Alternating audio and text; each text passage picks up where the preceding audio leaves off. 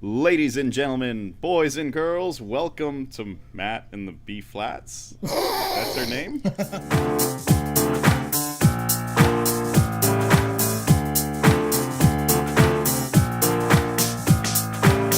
Got it. Still sounds dumb. We got it. Solid. Great job, everyone.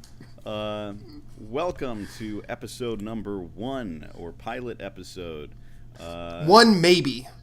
One maybe. That is the official name. Right now, our envisions for the show is really a music podcast that we'll talk about all our personal affinities for certain music and genres and albums and stuff.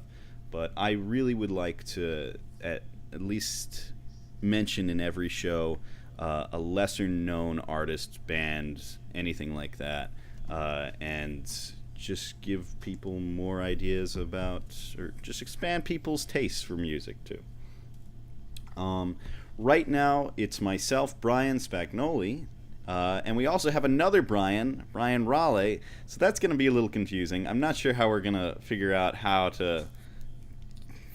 who's who in just I'm the sure audio we'll come up with a recording of this. nickname or something. Spags Yeah, and Raleigh. Here we go. We'll figure out a nickname for you. Spags and But we also have Matt. I'm waiting for you to be. Thank you. Think I didn't come prepared? Matt from Philadelphia.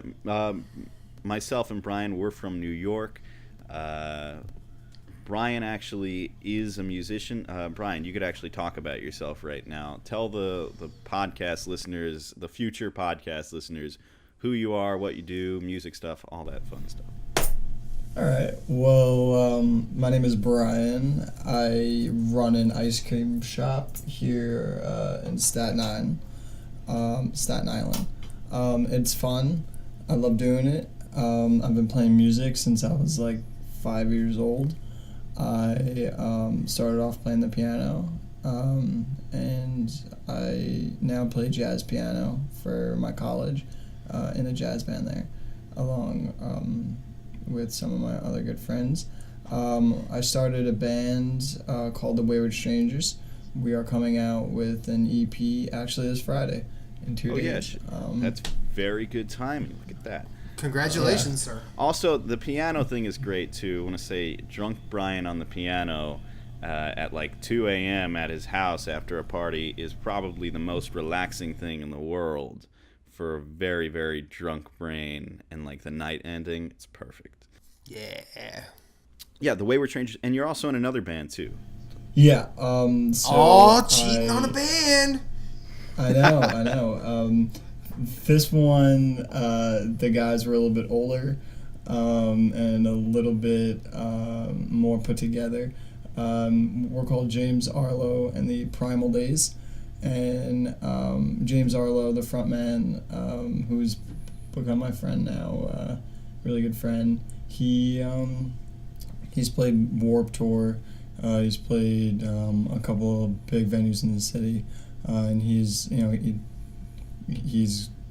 toured a lot, so he knows what he's doing. So it's good to definitely.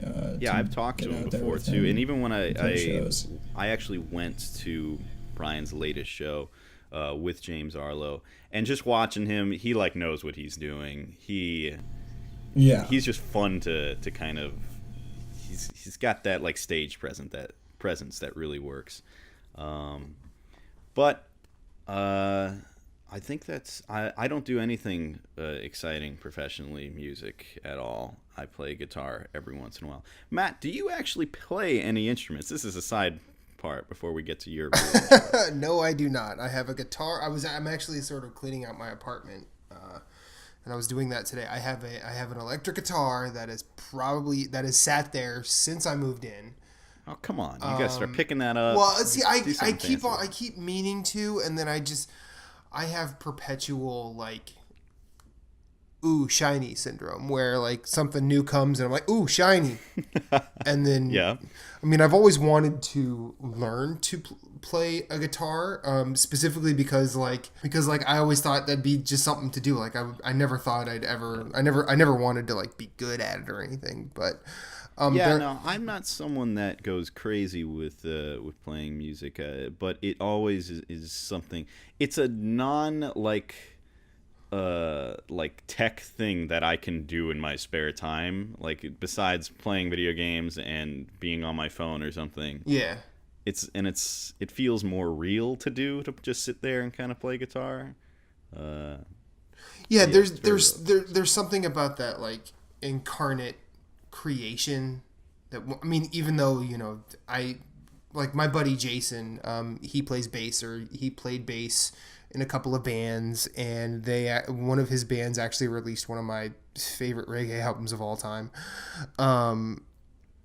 And he's super out of practice now because he moved to Chicago, got married, and is working on sort of a career thing so he can work, get money, and then on top of that still have time to work on his creative outlets, which he has several. But I always, like, whenever he would, when he still lived in Philly, like, he would pull out a guitar and hand it to me, and I'd just sloppily fret my way through garbage note after garbage note while he could actually, you know, put out a bass line. And he's like, "Man, you're terrible." I'm like, "I know." But you did it. And then his buddy Ben, who knows his way around several different instruments really, really well, and then he also knows how to produce and things like that. He said, "Hey, why don't you try this?" And he taught me how to play the Smoke on the Water riff, because everybody learns that one first. And, you know, and I felt like a badass for a solid 30 seconds. Then I'm like, I should probably play something else because this is going to get annoying. Nah, yeah. I feel like the easiest thing to learn if you're new to, like, guitar or something is the Smoke on the Water thing is almost always the first thing people learn. But the White Stripes... the bass line... Dun, to Seven Nation Army, yeah. Yeah, there you go. Mm-hmm. Seven Nation Army. Yep. That's probably one of the easiest things to, like, pick up the first time you're playing guitar. It's pretty cool. Matt, I want you to talk about you as a person and tell me earlier about your very small record collection. Oh, jeez. And your history with music generally. Okay. Well, the short part of this is I have 600 records on vinyl. That does not include my 45s, and that does not include individual discs. Individual disc I estimate at over 1,000 because I have multiple record sets. Yes, I can actually roll that off, like, because I'm that way. I'm not asking any questions. You do what you want to do. You don't want to know how many CDs I have, because that number is way more terrifying. Well, I'll say something weird that will kind of blow your mind because you're a little older. All right. I have never bought a CD.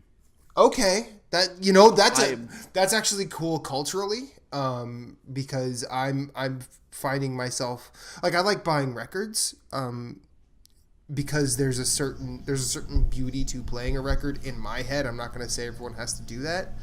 And I'm also not one of those people who sits there and goes, "Oh, vinyl is so much better," despite it actually being better. Yeah, I mean, you say that, and then I just realize who you are as a person and feel like, come on, you own every vinyl in the world. You're allowed not to say. There are several. There's a couple that you don't have yet. Yeah, I'm searching. But my history with music is actually, I mean, I like the story because it's my story, I guess. When I was 4, I think it was 4. Yeah, it was 4. It was after my mom had divorced my dad. We were living on the south side of Iowa in an apartment, and she was making dinner, and she realized she didn't have milk for my sister and I to drink.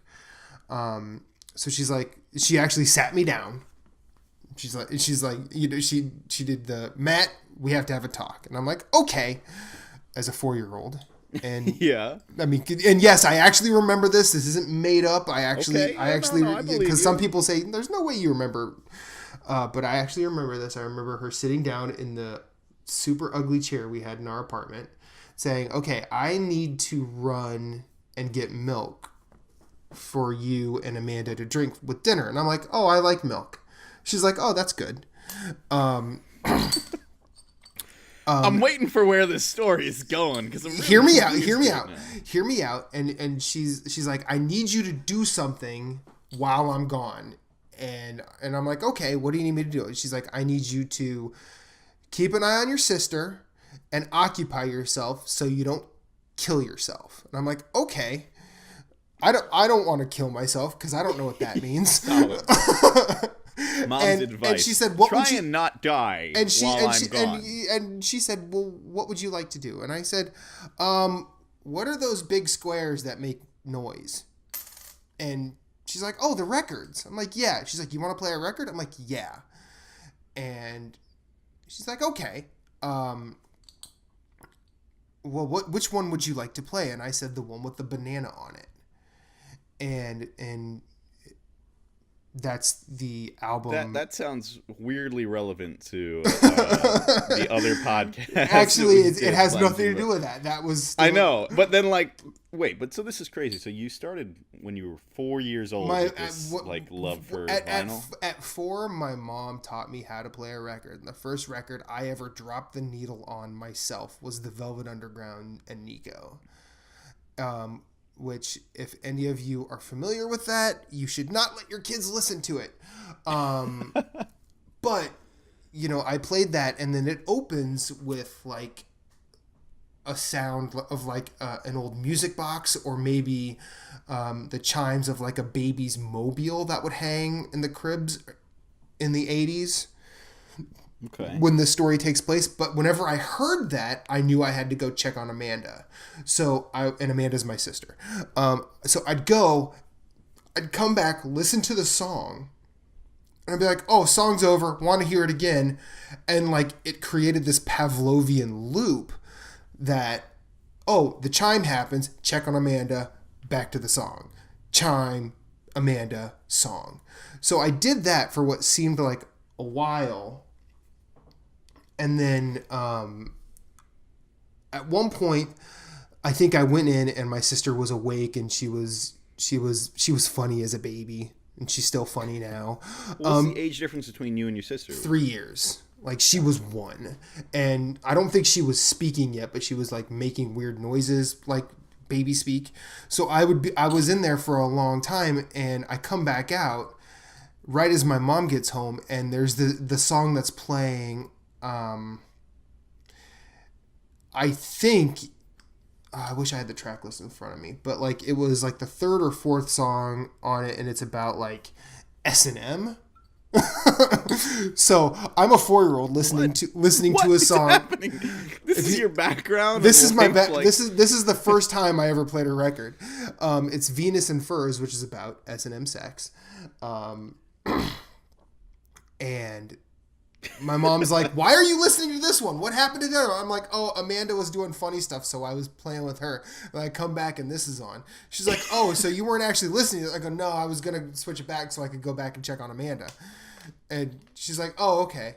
Well, anyway, fast forward a few years. I'm actually a couple years. I'm 5 or 6, maybe even a year. I don't know. And my mom has reacquainted herself with the man who would become her second husband, who I refer to as my dad.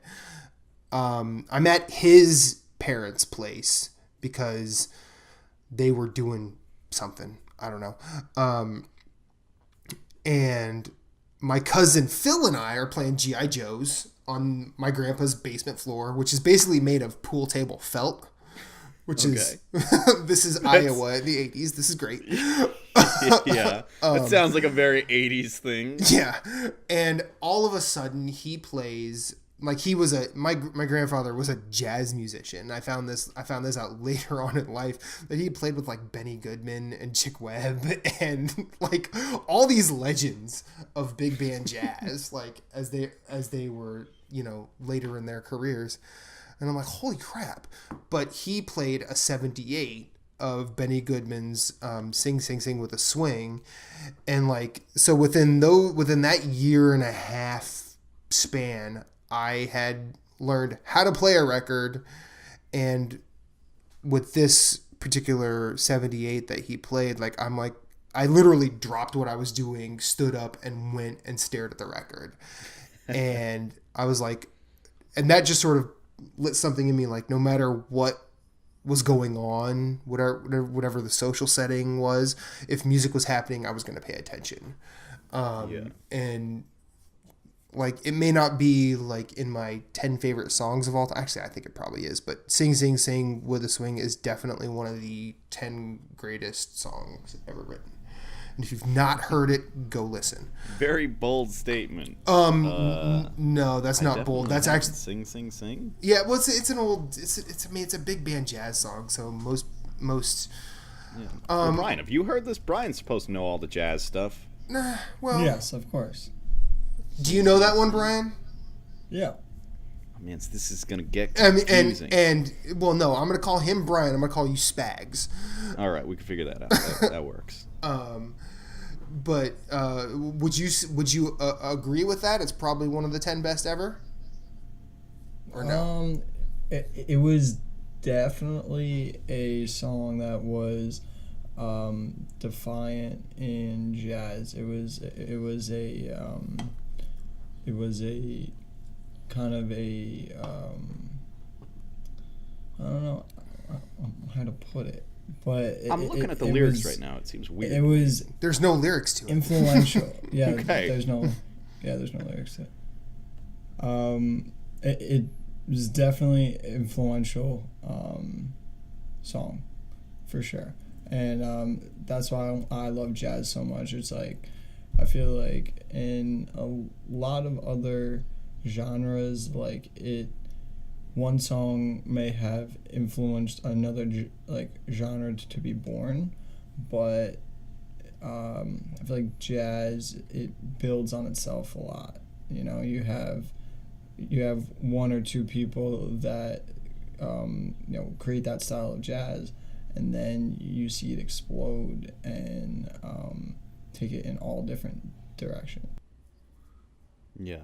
Well, Brian, what I feel like these are conversations I've actually never even asked you. At the rate that me and you have hung out, where did your love of jazz come from? It seems kind of... Yeah. You said you started playing piano, at 4 years old? How did that all start, too? Yeah. So my grandmother's neighbor was moving out, and she was like, oh, like, if you guys want to pay to move this piano, like, you guys can have it free. So I'll never forget, I was like 4.5 years old. It was right before my 5th birthday, and we were running around the house trying to find like 42 inches. All right, 42 inches of wall space. So we find it, and you know, you've been to my house. It's right when you walk in the front door, which is not really good for the piano. It gets detuned a lot and stuff. Probably the this worst is the place same for piano it. that he plays, by the way, drunk at nights and after parties. Yeah, it's very nice. Yeah, and it's become somewhat of a cost to my parents because we have to tune it so often compared to if it was like not right in front of the door. But it drops out of tune a lot because it's like was built in the 50s and it needs a lot of work. But anyway, yeah. So I started with like classical lessons and stuff, and like I even to this day I struggle with practicing. Like every time I sit down, I'm like, I'm gonna practice. I always wind up popping out something new that revolves around what I should have been practicing. So yeah, it was really hard for me to really get into classical music, and it wasn't really until college that I at least developed an appreciation for it. But yeah, so I learned classical for probably till I was about 6 or 7, and then I was like, I'm done, like, I don't practice, this is stupid. So then I didn't take lessons for a couple of years, And then 6th grade came. I joined the middle school band, and that was just like a regular band. We were playing classical pieces and stuff. And again, I hated it. And then 7th grade came, and 2 of the kids that I'm in Wayward with, they are twins. We went to middle school together. Oh, really? Wait. What? Yeah. So that's actually how we met. Was we all went to school together when we were younger, and we were like the best musicians in the class. So we were in 7th grade, and we got special permission to play with the high school jazz band because the school I went to was at K to 12, so it was the same teachers for everything. So I think I missed gym for like 2 years. I never went to gym, and yeah, and we just played with the high schoolers, and that's really how I fell in love with jazz. I'll never forget. I listened to Bill Evans. I guess like the second day we were in jazz. Bill band, Evans, the weatherman. Wait, what happened there? No, Bill Evans is Bill a great Evans, jazz musician. All right, yeah, I'm just thinking yeah. about Bill Evans on And, Channel 7 right now. Oh, we actually know him too. But Bill Evans, the jazz pianist, he wrote a song called Peace Peace, and Yep, I urge that's a you good one. guys, if you don't know it, it really changed my life. And a lot of people are like, that's the song that got you into jazz. Like, there's so many like just even standards that are like much more exciting, but no, it really did. If you play piano and you can understand the technique that he uses in that song, it's just beautiful. But yeah, and I try and go to jazz clubs everywhere, like everywhere I go. So I've been to ones in Chicago when I went out with my parents. I've been to none in Philly, which is surprising. So that should be a trip. What, Yeah. jazz clubs? Yeah. I'll be honest, I only know of one, and I've not heard good things about it. I went there once to see Ornette Coleman, and by the time I had gotten there, Ornette Coleman had exited the stage. And I'm like, wow, that was quick. They're like, no, he actually went on like super early. I'm like, and he can do that because he's Ornette Coleman. They're like, yep. Yeah. And I'm like, yeah. I Fair enough. applied. So I used to have a jazz band for a little bit with those 2 kids that now I'm in Wayward with, and It's we Anthony the Aquino first- and Thomas Aquino. and Tom Aquino. Yeah, and the first recording I ever did was a jazz recording, and it was for a contest to play at the Village Vanguard, and obviously Ooh. I was not selected because I was not good enough. But Well, Like, you I mean, suck. remotely. well, no. Even Like remotely. at that point, Yeah. like if you're trying to play at the Village Vanguard and you're trying to play jazz, that's kind of hallowed ground. Like, I'm pretty sure if they put that out there to any sort of reception, anybody and their mother is probably any jazz fan and their Yeah. mother is Yeah, I probably mean, going after it. So we're- you probably had we're some also in, hefty competition. Yeah, I mean, we were also in like middle school, and we thought we were like the coolest people ever because we were the only people that we knew that played jazz, you know. Yeah. So yeah, it was that's like I guess how I really fell in love with jazz, and I took a couple of jazz history courses now in college, and it really is just an amazing culture, and it links up with a lot of history, especially like Yep. around the world, and I feel like that was really those classes really like again changed my life again, because I just feel so much like smarter about just yeah, I world feel like culture. you actually know how to read music and stuff though too. Like I'm not even talking about like the literal notes. I mean like how music is constructed. Yeah, It I seems like mean, your brain processes that well. I have a minor in music, so I had to take.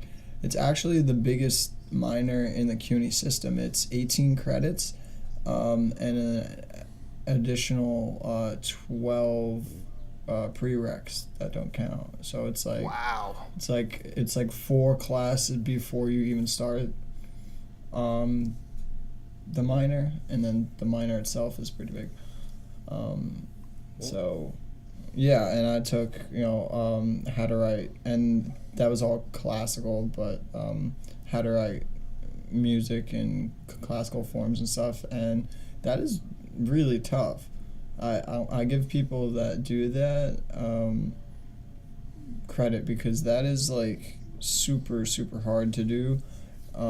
You can't really have a lot of things. It's still very creative, but there's a lot of rules. I don't think a lot of people realize that. No, music theory is a super opaque thing. Like it is hard to wrap your head around if you don't have any sort of basis in already playing something. Yeah. I mean I play guitar and I don't know anything like real about the instrument. All I know is where my fingers go and how to like play songs. I don't know why certain notes go where they go. Like, you know what I mean? There's a whole realm of music that I just don't understand that well. Yeah, I mean, and the people that can talk super intelligently about both jazz and classical, they tend to have a sense. Actually, I don't want to say just a sense, but they have a more than basic sense of music theory. When I started getting into jazz, I mean, jazz and classical are really hard for someone who just has a pretty strong base in pop music. Jazz is easier from a pop music base because most of those artists came out of what pop music actually is, rather than what people consider to be pop music.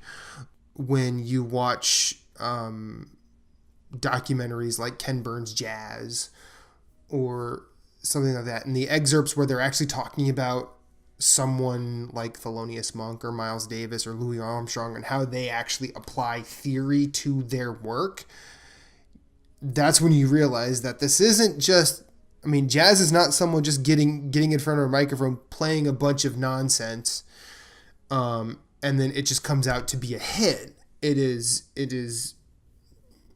planned. I mean, it is planned, but it is just planned a lot quicker than anybody really knows. And classical, like when they talk about different chord changes or how bold it was for Brahms or Beethoven or Mozart to do this thing at this particular time in a movement of a symphony, and how difficult it is for the player to actually hold that and keep up, that you start to realize that, holy crap, like there's a lot more here than anybody wants to give credit. And I'll let Brian take it from here. Well, I mean, you're absolutely correct, and I get mad when people are like, "Oh, jazz, like that's boring, like that puts me to sleep," and it's like, yeah, okay, that's fine. You can have your opinion on it, but at least appreciate the notion that without jazz, like you would not have any of the music that you have today. It would. I don't know where we would be, but it would. It's really all you could really trace it back to a lot of the beginnings of jazz, and I mean, you could look at it this way: without jazz, there's no rhythm and blues, and without classical, there's no metal. So I mean, both of those are necessary. And I mean, I feel like this show, I'm going to be educated so much about jazz generally, having almost no like reference point for anything related to jazz in my life. Never listened to like classical jazz or anything like that. Besides at your house, Brian. That's the only time I think I do. Well, I'm a very big believer in music for the mood, right? So man after my own heart. You know, when I am hanging out, I'm not trying to listen to Skrillex, you know, and like have a rager by myself. You know, I usually like to be somewhat deep in thought and be focused on what I'm doing. And I feel like you said, jazz is a culmination of very complex things going on at a very fast rate.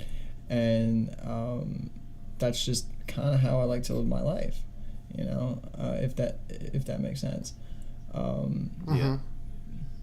But I enjoy it generally too, like just finding stuff. Like I feel like there are certain songs that I will, especially for me driving so much recently too, that there are entire albums that I just choose to drive to because it just relaxes me as I'm driving too, instead of like, as my brain just kind of numbs when I'm driving for like hours on end from city to city.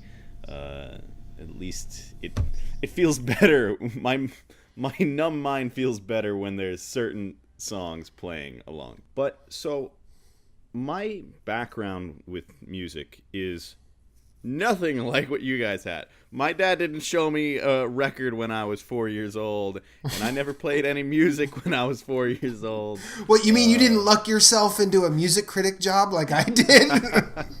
Yeah. No, I somehow managed to not do that. But I do remember certain moments in my life growing up where there were certain... I mean, for my parents, they love music. Pretty much every record from the 70s I think my dad owns. And I remember growing up actually listening to my parents' music so much. I would listen to Tom Petty or Neil Young or Bruce Springsteen so much that I think my friends, like up until like, I mean, throughout growing up, when I'm like 10 years old and I'm listening to Neil Young, Old Man, Look at My Life, like, it's not, like, I think my friends thought I was... You go to like insane. 4th grade, like, how was your summer, Brian? Old man, take a look at my life. It's like, I was living in darkness at 10 years old. I've been listening to The Wall. Is there anybody out there?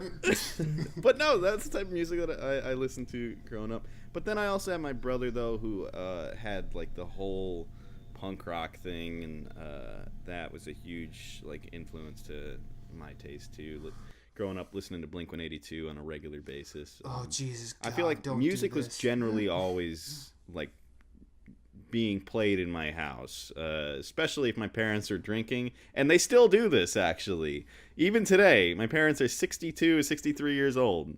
Every Friday night, they will sit together, listen to records, and drink. Why haven't you invited me over?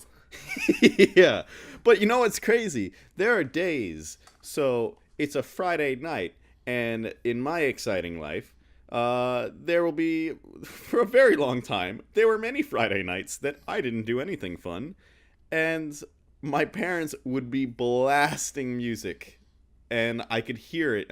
My Xbox, and basically where I usually live is my basement right now, and right above me is my living room, and that's where the stereo and all that is, and the record player, and trust me, it was weird if I did bring any of my friends over, because they'd be like, damn, they're like having a party up there, or like it would sound more fun what my parents were doing than what I was doing.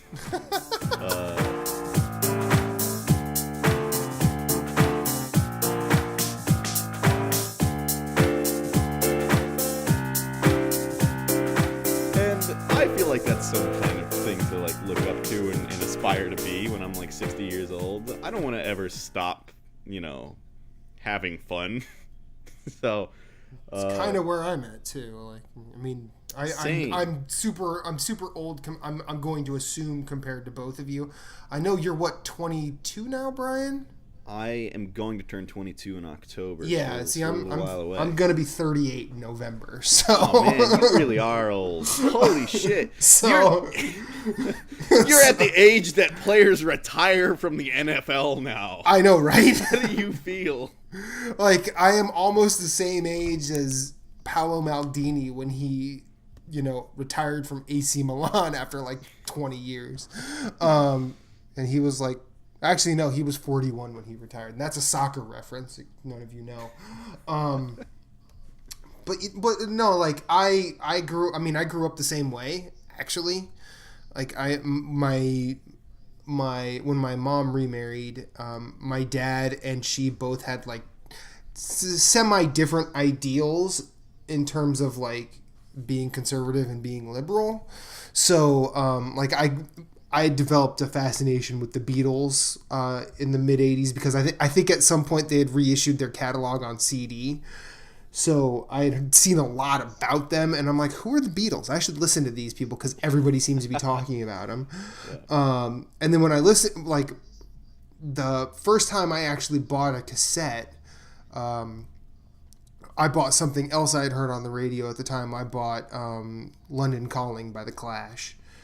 And beautiful. My mom was like, well, why don't you use your money to get the Beatles? Because you've been talking about them. I'm like, yeah, but I want to hear that You Wouldn't Stand By Me song.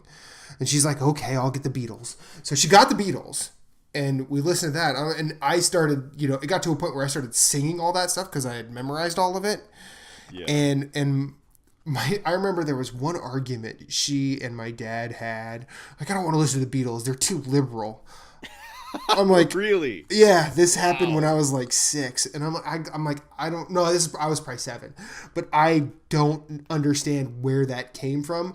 But eventually, he was okay with oldies radio, and oldies radio at that time was like Motown, Stax. Oh yeah, what classic rock used to be when classic rock was like happening. And then there was the classic rock that was like your Zeppelins, your Sabbaths, your Skinners, and so I would balance between both of those. Yet for some reason my dad was okay with AC/DC. I don't get how any of this works. Oh, and like the Beatles, that like what, yeah, really? But, big ZZ Top guy though. He loves some ZZ Top. All right, none of this makes any sense. No, anymore. It doesn't. It really doesn't. Once you bring in ideology, but like, yeah, no, I totally know where you're coming from. Unfortunately, when I decided to pick up the vinyl habit, my biological father, he had talked to my grandmother on that side of the family, who up until she had left us. I had kept in contact with, and she had told him that, I had started collecting records. And he's like, oh, you can give him all my old records. This guy, he left me 4 records worth having out of like 200. Wait a minute, but he gave you 200 records? He gave me 200 records because he wasn't going to play them. He didn't want to move them from Iowa to wherever. And you're saying only 4 out of the 200 are worth playing, though? Yes. What do you mean? Yeah. Maybe Raleigh can help me out here. There's having records and then having bad records. Yeah. What's the difference? Yeah. What do you mean? Like bad? Well, like they're not good songs on the records? The 4 that he gave me. Actually, no. Now that I'm thinking about it, he gave me 6. So he gave me Pink Floyd's Dark Side of the Moon. All right. Which is like original cut. Yeah, which is a masterpiece. The Wall by Pink Floyd, which is a masterpiece. Wish You Were Here by Pink Floyd, which is a masterpiece. And then I think I also got Lynyrd Skynyrd's Greatest Hits, which is okay. I mean, that's okay. I mean, yeah, but you want an album. Greatest hits, great compilations versus albums. It's a different thing. It's a different. Yeah, beast. I will definitely agree with that. I feel like there is something way more special when you listen to an album from first song to last song rather than just listening to their like quote unquote best songs. Like there are certain bands that are just singles bands and they put out albums of, I mean, hell, the Beatles' first 4 proper albums up until like Hard Day's Night are basic. You can't listen to all of the Beatles. I don't think it's possible. Like the amount of how many albums do they have? They only put out 9. I accidentally downloaded the discography of the Beatles onto my old iPod, and I think it like took up the entire iPod. Because you know what you got? You got the 9 albums they put out, which is Please Please Me, and then I don't remember everything in order, but like you got Please Please Me with the Beatles, Help, Beatles for Sale, Hard Day's Night, Magical Mystery Tour, Sgt. Pepper's Lonely Hearts Club Band, The White Album, Abbey Road, Let It Be. And I just listed 10 albums. What's crazy to me is that I know, like, if I listen to any song on any of those albums, I'll know every single song. And I don't understand where in my life I found the time to listen to, like, all 300 of their songs. But on top of that, Brian, on top of that, Spags, there were American releases of the albums that were bastardized versions of the UK albums. Yeah, really. They were not good. They were completely out of sequence, had different songs, and they are. I mean, unless you're dealing with an honest to God Beatlemaniac, those are the only people who think those albums are worth owning, because they're not. They also had a myriad of compilations. That were, I mean, because that was the 60s, you know, the 60s in England, a lot of bands released singles, but didn't put those singles on albums so they could make more money. Like the Beatles were notorious for this. That's why they have 2 compilations called Past Masters. Those are all singles that didn't appear on albums. But the reason this particular file you downloaded is so big is because you got the proper UK albums, the US albums, the compilations. You probably got those Beatles anthologies that came out in the early to mid 90s, and those were interesting, if not good. And then also their soundtrack albums, which were okay. And any sort of bootleg concerts they might have had. You probably got the rooftop concert for Let It Be. I mean, you probably got way more than just their albums. I think, though, legitimately, I'm pretty sure it was like 6 gigs of music from them. Yeah, I don't doubt it. Absurd. Yeah. Well, let me tell you this. You think that's big? Try downloading a Grateful Dead discography. Oh my God! Yeah, no. So that's my dad's music. My dog is named Casey Jones after the Grateful Dead song. That's great. I'm on board already. I don't like the Dead, but I'm on board. But no, for real, you can't. Like, oh, you can. I can't listen to like random Grateful Dead songs, and even my dad, he has like 15 records from them. And I don't, like, if you try and download anything from them, the amount of live stuff you get, the amount of songs that, they're not even, like, really, they just, like, playing guitar. I don't even know what is happening in the song. Like, they created the jam band. That's how important the Dead are. Like, that's what they are. They are the OG of jam bands. And they were good. I mean, like, I'm not a fan melodies in their songs are probably I'm not a fan of the Dead, but the technicalities that they used, that they incorporated, is Garcia was a goddamn great guitar player, and he's underrated in terms of just being a good guitar player. Do I think he's Jimmy Page? No. Do I think he's Eddie Van Halen? No. But I actually would put him in terms of I think he'd have better skill than both of those two if you were to try and say, hey, play bluegrass. Garcia could do it. Whereas I'm not sure Page could. I doubt Eddie Van Halen could, because especially now he's too busy up his own ass with like, I don't like David Lee Roth. But you know, what just happened there? Okay, Brian, did you ever go through like a Beatles phase in your life, or like a Grateful Dead phase, or anything like that? Well, that's funny. Going through it right now, aren't you? No, I'm kidding. I went through a little bit, but I feel like you're introduced to the Beatles, and you either fall in love with them, and you're a big fan, or you're not. And like, not that they're not good. They're one of the most influential bands of all time, but I just never really got into them. I don't know why. I don't know why. I think it was weird. Well, I started listening to the Beatles at right when I started to smoke weed, actually, for the first time. So I'm like 16. Wow. That is when I started to go crazy with the Beatles. And I remember, you can actually ask my friend Sanchez. You can ask him. He knows there's probably a solid 3 months where the only thing that you would hear me listening to was the Beatles, and then I also listened to a lot of stuff from just John Lennon too. Okay. It was, I mean, and I still love the Beatles too, but it was very interesting how hardcore they kind of took over my life for a little bit, and then I just totally dropped them after. But I'll never like not love them or not appreciate them.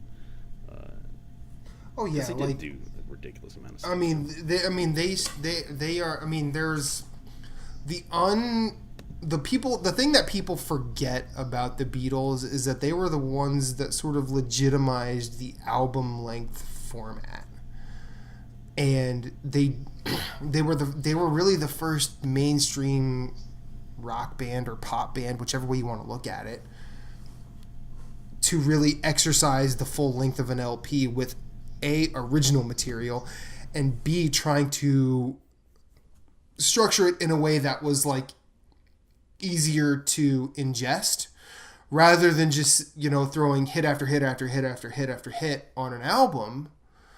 They would say, okay, they actually did this with Revolver. They said, all right, we're going to throw single up front and I think single at the back, but then they would be like, not a single, not a single, single, not a single, not a single, single, and then they would actually change it up in terms of tone and rhythm, and it actually, Revolver really is like the first proper album in terms of what albums are now. Like, it's an, I think the magazine Mojo, when they did their version of a book called, their version of that 1,000 records you must hear before you die, I think they put the first proper album as like some Frank Sinatra album from the 40s, because it was the first one where it was all a bunch of singles, but it was released as one collected thing. Yeah. But like Revolver is what albums are now. It kind of set the standard there too. Yeah. I mean, the Beatles generally did that as well, though, too, with their stage presence, I would think, as well. Like, for the 1960s, like the celebrity culture in especially America was just starting to like really hit off and start skyrocketing, and they were kind of there at the beginning of like the rise of this celebrity culture, and I think that was one of the huge things that led to their success, was America now craving for like just any celebrity in the public eye. And obviously they were insanely talented as well, but that perfect storm happening with all the things like culturally what people wanted, especially in America, and their talent together, that's what gives you or at least one of the most iconic rock bands. True. I mean, yeah, and you talk about the Beatles becoming, probably one of the biggest bands in the world ever. You look at it from like a marketing perspective and the way that the industry was changing, like you just said, like they were the first people to really play stadiums. Yep. And to do that at that time, they played Shea Stadium. I believe that was one of the first stadiums to be played. And it was one of their last gigs, like live, because after that they're like, where do we go? We shouldn't tour anymore because we can't hear ourselves play because everyone's screaming so damn loud. But. Yeah. And I mean, that moment really started the movement to what we have now.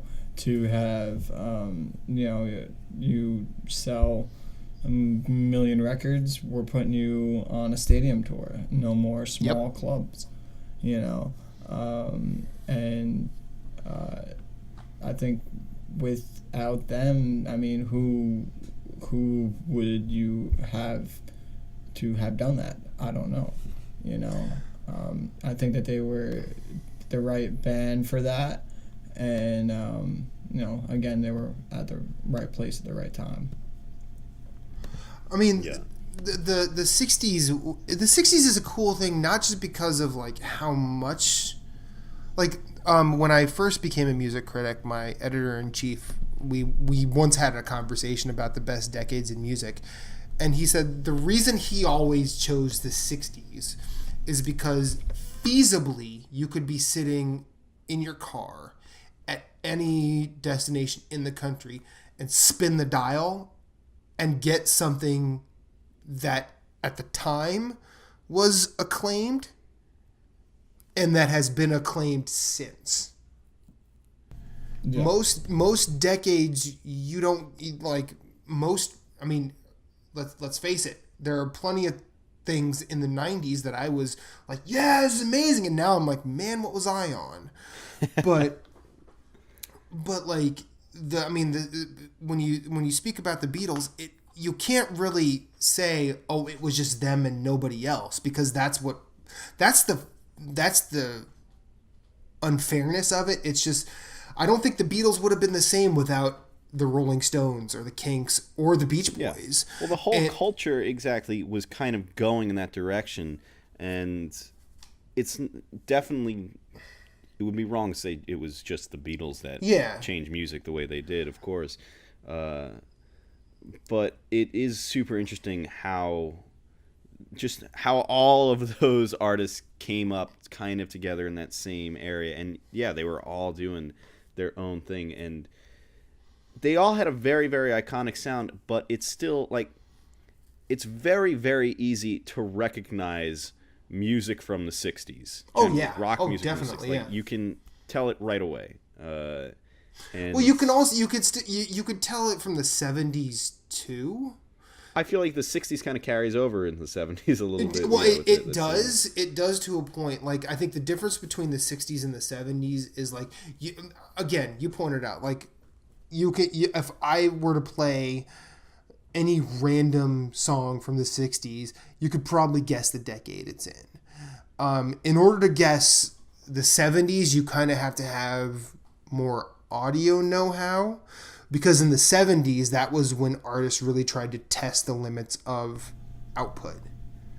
Yeah, like, for sure. I mean, you had Pink Floyd come into their own with Dark Side of the Moon and Wish You Were Here. I mean, they were doing weird stuff in the late 60s as well. I mean, Piper at the Gates of Dawn, I think, is one of the most underrated debut albums of all time. And most people nowadays that really, really, really love Pink Floyd think that album is garbage, and I just disagree with them. But like in the 70s, you had bands like, I mean, I like this band and not many others do, but like Steely Dan, who had such a clean sound because they overproduced all of their albums. So and like their album Asia, which is AJA, is one of those albums that you could put in your stereo to sort of test it and say, okay, is this speaker working right? Is this speaker working right? And there were tons of those type of albums in the 70s. And that was what sort of defined that decade. That and like ungodly amounts of prog rock. And I mean, as a musician, from a musical standpoint, like literally all the guitarists I play with vintage amps, play with tube amps, and you want analog because analog gives you the fullest sound. Yeah, and unfortunately now we record with all digital stuff, so no matter really what you do, you use a tube amp to record, and you still get a little bit of that warm sound. But I mean, there's nothing like the sound when you put on a Led Zeppelin, especially vinyl. And to have that warm guitar sound that you don't get now. And it's really interesting to see that, especially the community that I'm involved in, musically, they all want that tone of that vintage style. Yeah, I mean, and to bring it back to something I mentioned earlier in a derisory fashion towards my dad, like Billy Gibbons from ZZ Top, like there have been essays written on how his guitar sounds like it's different. I don't know enough about production and analog versus digital. Well, I know a little bit, but I'm not going to go there. But like when you hear things that don't sound like anything else, I think in at least the three guys in this conversation seem to gravitate towards that. And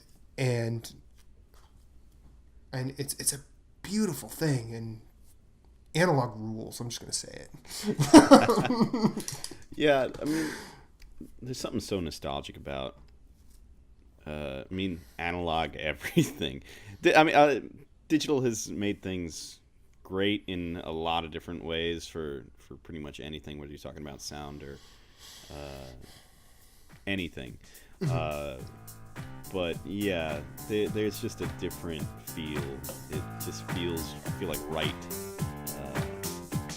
with analog.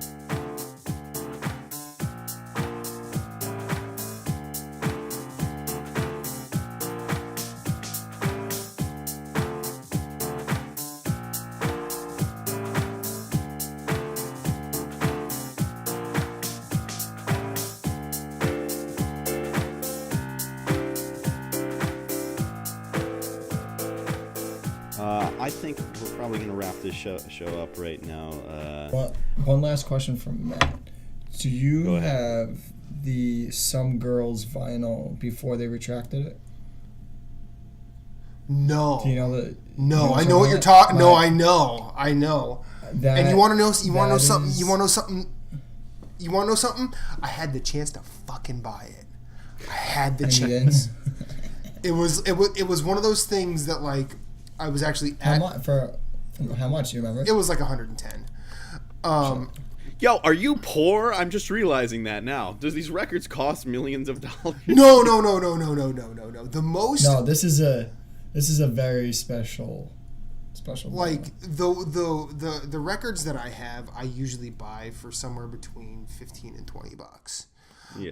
The most I've ever spent on a single record is 150. And that was an original pressing of Bob Marley and the Wailers' Catch a Fire, which is probably the single best reggae album ever released. Not because it's Bob Marley, but because it actually executes on the album format very much like I was saying about the Beatles. But there have been this record store near me called the Rock Shop. Yeah. They've had some just absolute gems on their shelves. And I look at that and I'm like, okay, I can either I'll actually go to like their rare stuff first, and I'll be like, okay, there's an original pressing of Jimi Hendrix Electric Ladyland with the naked ladies on the cover. Right. That's something I want because that's my favorite Hendrix album, and that's kind of a rare thing. So I'm like, okay, that's $100. If I can find $100 if I can find $100 worth of vinyl in multiple records in this store today, I'm not buying that. Yeah, you'd rather get. I'd rather have quantity over rarity. Yeah, because let's be real. I'm not buying a rare record to just let it sit. Yeah, you're actually gonna play it. Yeah, I'm gonna play it. Like I have 2 rare records to my name that I won't play. And the reason I won't play them is because I have newer copies of that album. I have an original pressing of the Velvet Underground and Nico for nostalgic purposes, as I mentioned before. And it was the one that was a first pressing because it had the sticker on the banana. Cool thing about that album cover, like it had the banana and Warhol written underneath it, but you could pull the sticker off and it revealed like you could basically unpeel the banana, which is a very phallic thing, as we can be honest with each other. I like this is your album, your 4-year-old life. Yeah, like it's I mean, what you go like, back to. I'll be honest with you, I love the story because I realize that, you know, your parents can't control their kids as much as they want to. Like, and it's probably the one thing that I've always feared about having kids is like, I'm going to have the kid with shitty music taste and there's nothing I can do about it. No, that's not happening. But like, it was one of those things like, and when I remember this story to my mother, she's like, I remember that album, but I do not remember what it sounds like nowadays. And I'm like, thank God for acid flashbacks, because you would worry about me. But like, I have that, and then I have what was the other record? I have an original pressing of Sly and the Family Stone's "There's a Riot Going On" that I won't play because I have a modern version of it. If I didn't have that modern version, oh yeah, that record's getting played because it's one of my 10 favorites of all time. but yeah, so I mean, sounds pretty good. Rare record. I feel like I really liked learning like this history lesson about your life growing up. We did a show for like 2 years. And I didn't know this. Like, I feel like it's a huge part of who you are as a person too. Well, I remember early in those Platinum Achievement days, someone in the community said, if you had to give up, or if you had a choice between, well, someone asked me specifically, I think it was John Martin of all people. He said, if you had to give up music or video games, which one did you give up? And I said, I'll answer this on the show. Never answered it on the show, but I would give up video games in a heartbeat because nothing is taking music away from me. I may never be able to play, but like, I love listening to it. I love tacitly writing about it, and that's why I still try and do it as often as I can on ngrradio.com. I feel like next week we should expand way more on this too, because I have a lot of thoughts on why music is probably the medium that is really never, ever, ever going to go away or change that much. It'll change. I think it'll change in the format you get it. That will always change. It'll change in the way it's made. I mean, it's changed. I mean, it already is changing in the way it's made too. I mean, this is a whole other conversation. Yeah, I'm not getting into it right now. Well, no, but okay. So we've been going for about an hour now, or maybe just a little over an hour. What do we want to do with this show? Let's just document it right now. Because I have a couple ideas. Originally, I was going, before we started recording right now, I wanted to bring up different topics, but I was going to say I wanted to put a spotlight on smaller artists that aren't as well known. Okay. And you want to know something? I changed my mind. I want to learn more things about music by talking to both of you guys. So I feel like this is almost a music history podcast. Well, I'm the one being educated, though. I feel like listeners. we should dedicate like 15, 20 minutes a show to new up-and-coming people, or just like we go around the circle and we say, oh, I discovered this person this week. You should check them out. Or I've just been listening to. Yeah, let's always do that. This a lot. Too. I mean, Brian Raleigh, what was I gonna? I forgot what I was gonna ask. Anyway, since I forgot, I'm doing something else now. Sorry, Brian. But like I was sort of thinking it would. I mean, very much like we did on the video game show. We talk about what we're listening to, what new we've heard this week. Maybe at some point we talk about maybe our favorites of what's happening, or news happens. I mean, if this is started in 2016, it'd be really sad because a lot of great music people died, which was fucking horrifying. I still miss David Bowie, even though he's but like maybe we should bring it. Maybe we should if it's like a slow news week or nothing really great is hitting our ears, we should probably say let's talk about this. Yeah. And yeah, that sounds good. It seems like on the old podcast we had the what I Love Antonio called it the evergreen episodes. Oh, geez. The ones that you could listen to at any time that were about just topics that were going to last for a long time, like general concepts and things like that people would discuss. Like I feel like this episode that we just recorded is an evergreen episode where we talk about jazz and the Beatles. Like, and what a beautiful place to start with this too. Jazz and the Beatles. The Beatles conversation. Where you should start with music, pretty much. But like we could talk about we could bring classical to the fold. We could say, hey. Did you Brian Raleigh, how old are you? I'm just asking because I'm same age. 22. Okay. All right, 21 actually.